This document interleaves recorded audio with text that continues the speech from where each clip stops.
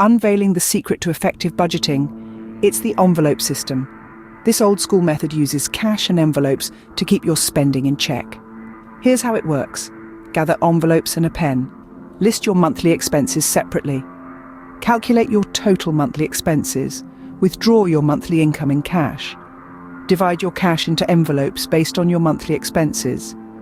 Label each envelope with the relevant expense category. Throughout the month, spend from the appropriate envelope.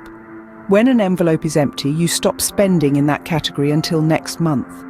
This system enforces mindful spending, making you think twice before parting with your cash. For instance, if you've allocated $100 for groceries once that's spent, no more groceries until next month. This helps curb impulse purchases and overspending.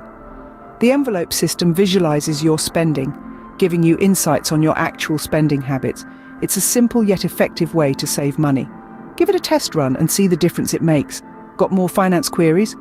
Drop them in the comments below. Always here to guide you on your finance journey.